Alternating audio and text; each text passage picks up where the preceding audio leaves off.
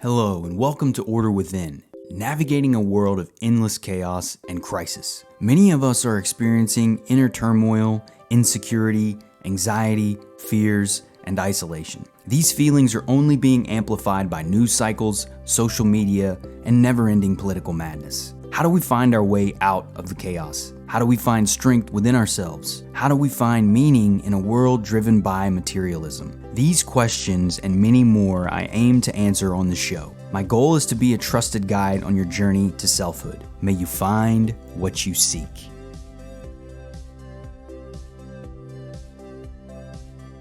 Hello and welcome everyone. I'm your host, Brandon Ward, back with another episode of Order Within. Episode number 35 today. Today's subject is going to be something I call normalizing hate. I'm seeing a lot of this everywhere now. It's become a very common practice to go about publicly shaming and hating people for the beliefs that they have. And it's dangerous. And so I want to talk about the dangers of this way of behaving, how it's disconnecting us from one another. It's really severing our humanity. It's something that's happening in politicians, in celebrities, in the media, social media influencers. It's really happening in all major industries in many ways. And people in the media are setting a standard that's dangerous and destructive. And so I am hoping that this episode can shine some light into it and counter it and point out that it's not a healthy thing. And so something that's been normalized in the social media age is this idea that calling out people, shaming people that you don't agree with is somehow a noble and virtuous pursuit. It's not. Most of the stuff that I see in social media coming out of celebrities and the media and all these different outlets and people is just hatred, meanness, bitterness, cold. We've become so callous as a society. And social media is a huge culprit of that. It's disconnecting us from one another. It allows us to live these lives where we're passive and mean and dishonest. We're not authentic. We're not living true to who we are. We're not living true to values that are honorable. It's this comparison world that we've created. And the concept builds around people that you don't agree with. And I don't even have an Instagram account anymore. I have one for an old business that I used to run, and I randomly check it sometimes. And I was following the AT&T girl, the girl that's in the commercials. I don't even want to give her the privilege of saying her actual name, just because I'm not trying to support someone that behaves this way, but this is a very common idea. But there was a politician that she doesn't agree with, and she had posted a picture of her on her story and just called her a bitch publicly because she didn't support some law that she agrees with or doesn't agree with. Whatever, it doesn't matter. Like the idea that when someone has different beliefs or viewpoints or perspectives, even if we think those beliefs, viewpoints, and perspectives are ignorant and wrong, it doesn't give us the right to go out and publicly shame people, call them a name like that. So that concept, that idea of publicly shaming people, calling people names, being mean to them, cruel to them because we don't agree with their perspectives, even if their ideas are bad, are what we're going to cover in today's show. We're going to go over these concepts. We're going to talk about how hate begets more hate. We're going to talk about how this is disconnecting us from our humanity. And then we're going to talk about a different approach on how we can counter this type of behavior. Because for me, it's one of the more damaging, destructive tendencies that we've developed in this social media driven world. And the idea that when we don't agree, we've got to the point to where in our society, if you don't agree with someone, if someone has different beliefs than you, then there's a destruction towards that human. Like there's a desire to take away their humanity, to undermine them, to look down upon them as less. And I think that's the biggest core, the underlying piece to this is we're in a place now where we identify as everything. Our identity is so fragile and so wrapped up in politics and beliefs and things of that nature that when people don't have the same views or believe the same things that we do, we just crumble. And so we go about attacking people who have different views. And my qualm is with celebrities, media, influencers, all these powerful people, these people that have massive followings, like the girl that I was mentioning a second ago, the AT&T girl. She has millions of followers, and most likely a lot of those followers are young people, probably young women who are very influential. And she's showing her followers, those young children, those young women, that this is acceptable behavior to do, to go around and publicly shame people, to call them names, to be mean. Like, it's one thing to disagree with someone's ideas, and that's completely acceptable. We can go about targeting those ideas and attacking those ideas. That's how we can, over time, hopefully change people's minds or educate people. You have to educate people. You don't shame them. You don't call them names, because all that ends up doing is creating an eye for an eye mindset. This is what that is. This is the execution of the eye for an eye mindset. If someone doesn't agree with you, then you go out and you publicly shame them and call them names and do all this stuff to belittle them, to make them less than, to dehumanize them, all because they don't have the same views that we do. It's insane. And what it's doing is it's going to continue to create a society that's mean, cold, and callous. And it's setting the example. It's showing the example. That's what bothers me about it. Is it's setting an example for people to follow that's based in hatred and anger and bitterness. And it's disconnecting us from our humanity.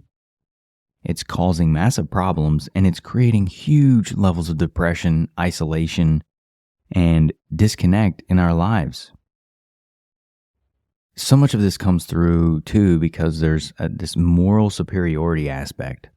And I'm a firm believer that this comes down to the fact that it has to do with our lack of spirituality. Now this can happen too in spiritual people too, right? There's the I'm better than you mindset. And that's ultimately what this is. Whether you're religious or not, or belief in those things or not, that's the mindset, is that my way is better and you are ignorant, you are less than, I know more than you are silly, or whatever it is. And so because of that, it creates an inferior superior complex. This is again rooted in the lack of understanding of our nature. From my perspective, we're a human family, all from our Creator. Therefore, we are united in that sense, and we're brothers and sisters of life. Even if we disagree with each other, even if there are things that people do in the world that I am deeply saddened by and disappointed by, but at the core, we are all still beings of the same Creator, and therefore a family. So even if my family is doing dumb things and making horrible mistakes, I don't think my family member is a horrible person. I just think they may be lost, or they may be confused, or they may be wounded, and they may be doing terrible things. It doesn't justify those things, but it doesn't make them less than human. It doesn't make them a horrible person. Like this judgmental perspective, it's creating this culture of judgment and criticism that is damaging us at a core level. We've lost our connection to one another because of this. And social media allows us to do that in so many ways.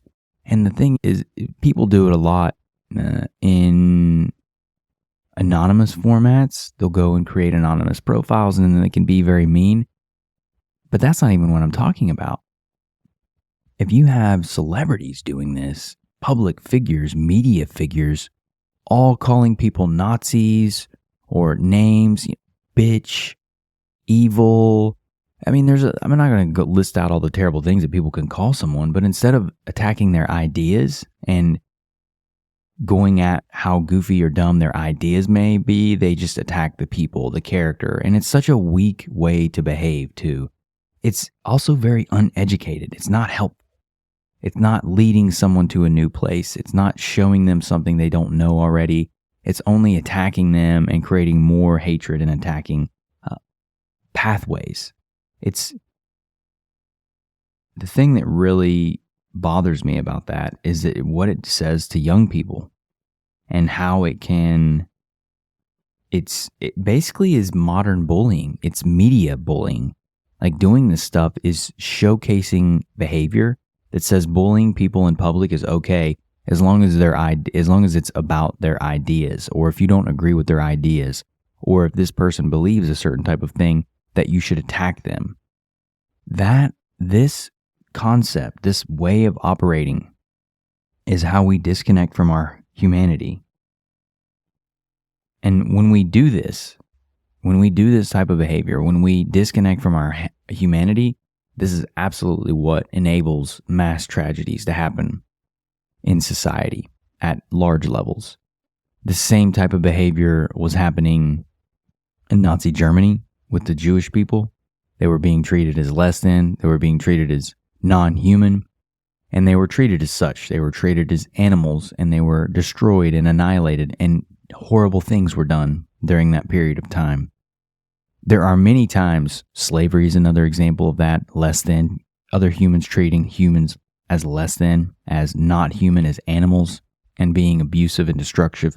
There's a power dynamic at play here. It's also during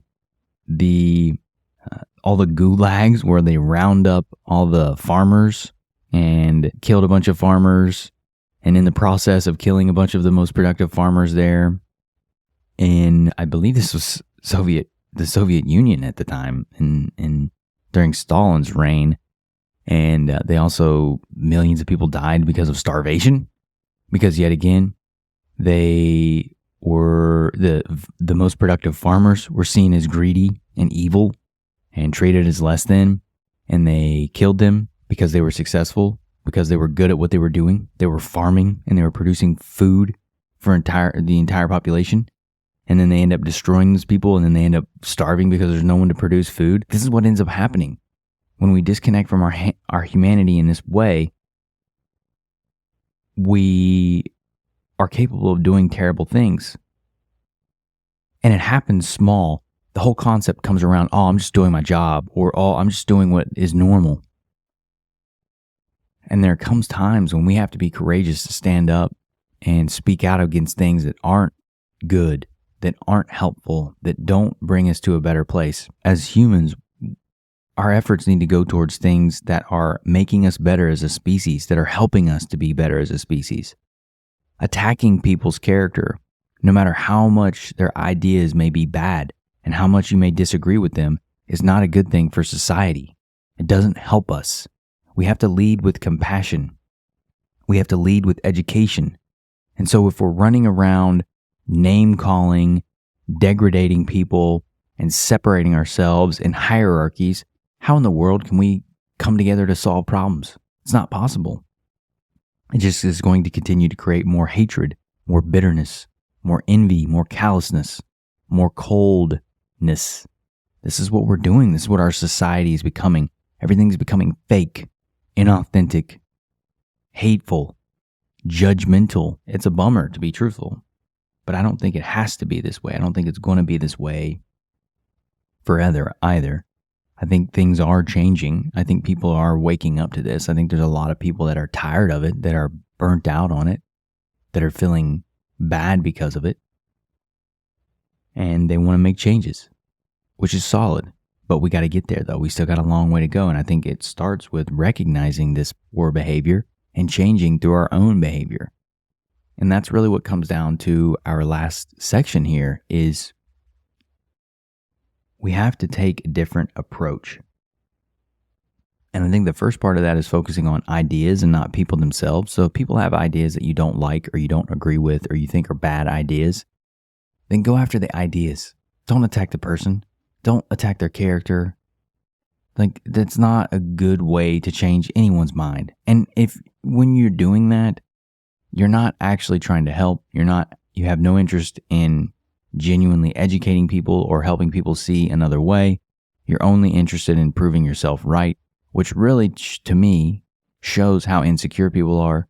If you have to go around shaming people and showing everybody how superior you are and how your ideas are just so much better and how you're so much smarter than everyone, and if someone doesn't think the way that you do or have the same beliefs that you do, then they're just some bigot or some Nazi or whatever it is. It's childish and it's hilarious, to be honest, because that is the weakest mode of intellectual prowess, by attacking people's character. If you can't go after their ideas and debate their ideas and communicate your ideas in a way that shows their ideas to be inferior, not their character, not their humanness, but their ideas.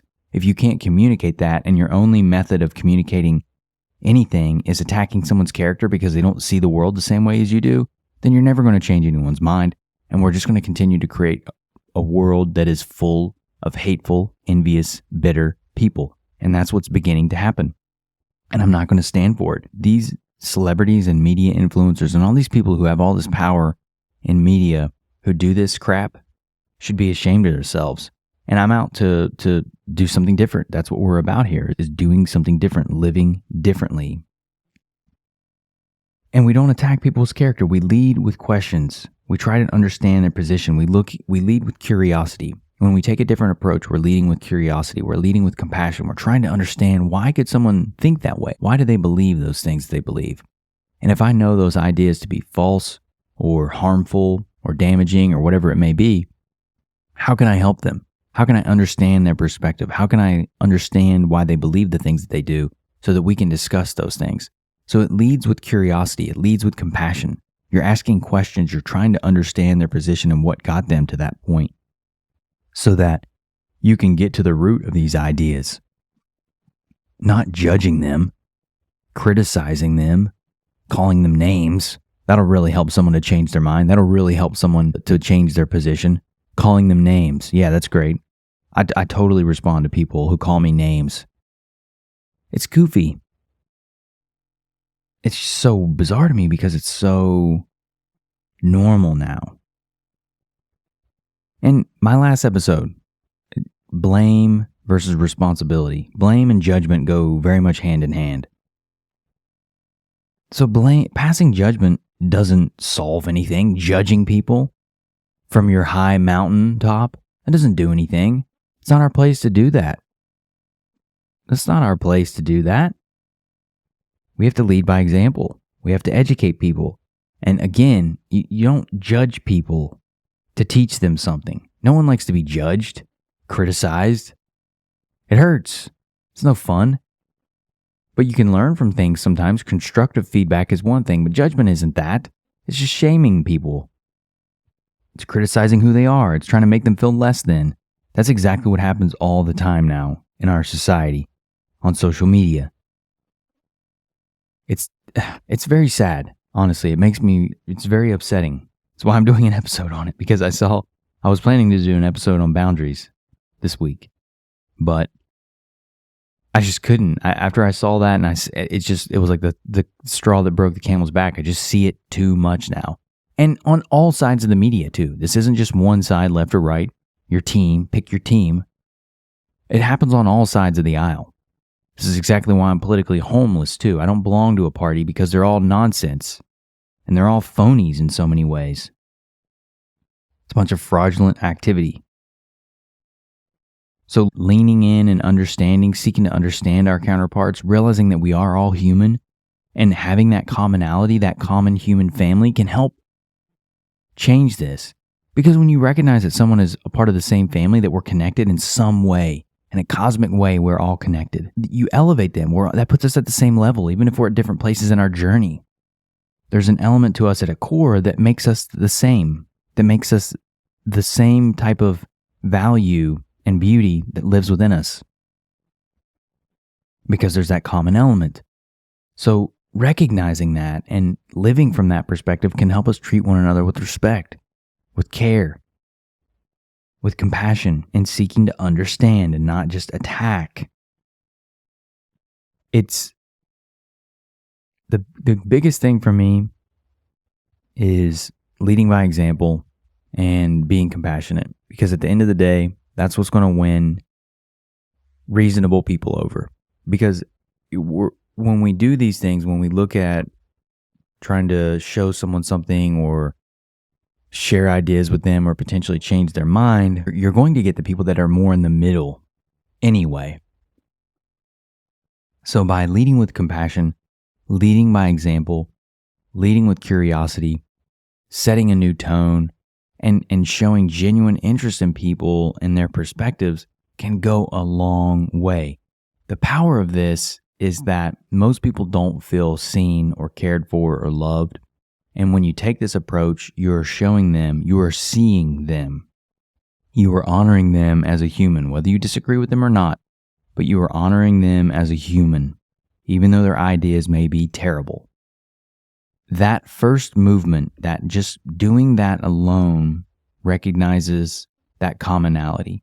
This is one of the things that always resonated with me with Jesus in his life, is that he treated everyone with compassion and care, regardless of their societal position. Most of the time, he was dealing with people that would be considered low class, low society status, a lot. And he would help them. He would care for them. He was good to them. He was kind to them. He saw them. He saw them as the children of God that they were. They have just simply forgotten who they were themselves. And that's what happens in this world. We come into this world and we forget. That's part of the game. We come here to forget and learn and grow and expand our being. But some of us never wake up. We never remember. We never realize that we're here on purpose. We're here with intention. We're here to learn. We're here to grow. But we get caught up in it. That's the aspect of living on earth that makes it fulfilling and rewarding, is because we can get lost. There is consequences. But at the same time, we're never untied. We're never untethered. And that common human family is what binds us. And that comes through our Creator.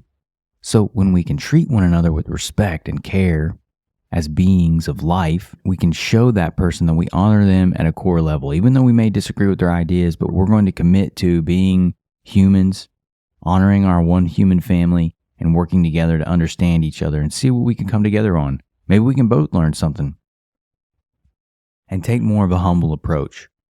This is the things that we need to be doing to change our society, and we have to lead by example. So new influencers, new media people, new entrepreneurs, new celebrities.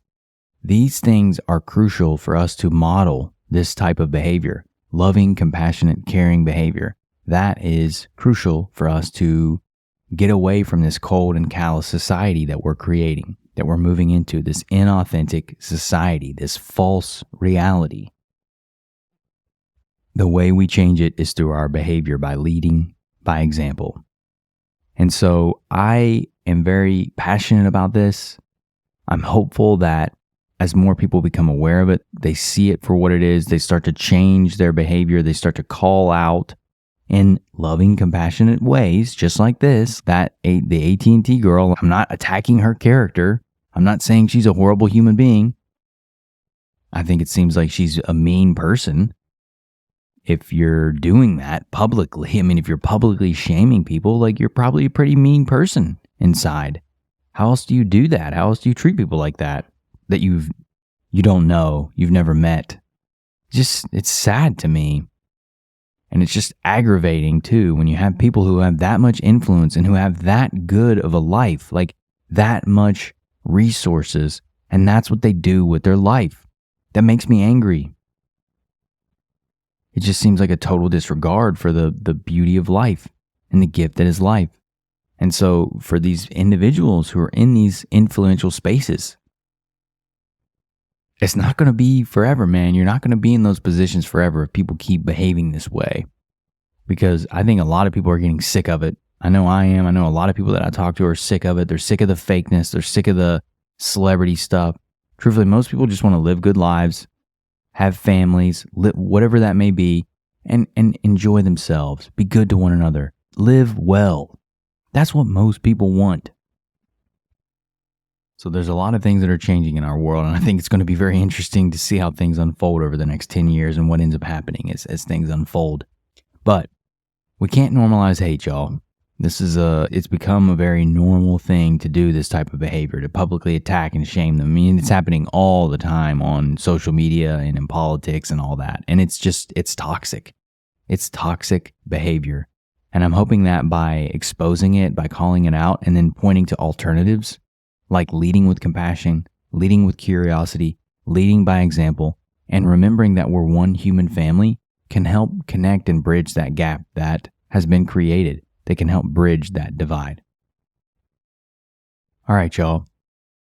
I've got some exciting news I'll be announcing here soon. I've got a really sharp focus on a new business that I'm going to be launching. It feels great. I am very excited about it, so I'll keep you posted on that and how that's going. I'll probably have the announcement coming next week, but I'm not quite sure yet. But I just wanted to give you a little nugget here of it. So I hope you all are having a good week so far. We're halfway through December. It's crazy. 10 days until Christmas. It's wild. But with that being said, until next time, y'all. Thank you for listening to Order Within. If you found the episode helpful, please consider sharing, rating, and subscribing. New episodes will be released every Thursday at 11 a.m. Eastern Standard Time. Until next time, y'all.